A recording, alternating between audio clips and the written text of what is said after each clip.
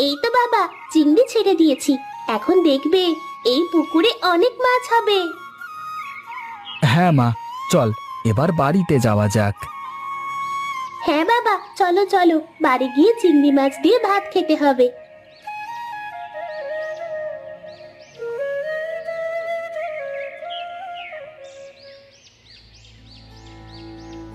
আরে এটা কি হলো বলতো হরি?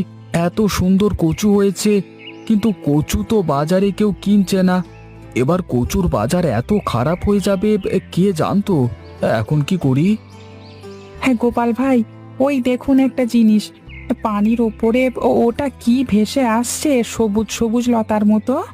আরে এটা তো কচুর লতি, পুকুর পাড়ে আসা হয় না। এই দেখে তো আমি খেয়ালই করিনি, এ তো পুকুর ভরে গেছে লতিতে। হ্যাঁ শুধু কি তাই, ওই দেখুন কচুর লতির ওপরে কত বড় বড় চিংড়ি মাছ।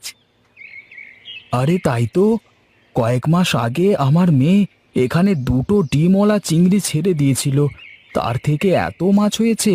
এক কাজ কর হরি, পুকুর থেকে চিংড়ি মাছগুলো মারবার জন্য একটা জেলে ডেকে নিয়ে আয়, আর আমি কচুর লতিগুলো কেটে বাজারে নিয়ে বিক্রি করে আসি।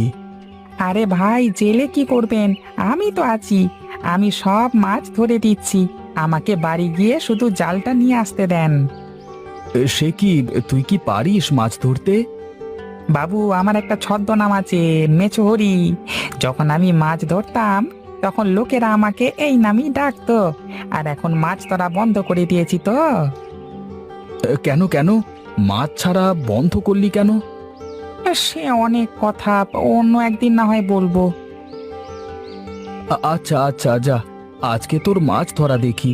বাড়িতে গিয়ে চাল নিয়ে আয়, আর আমি কচুর লতিগুলো তুলি ততক্ষণ।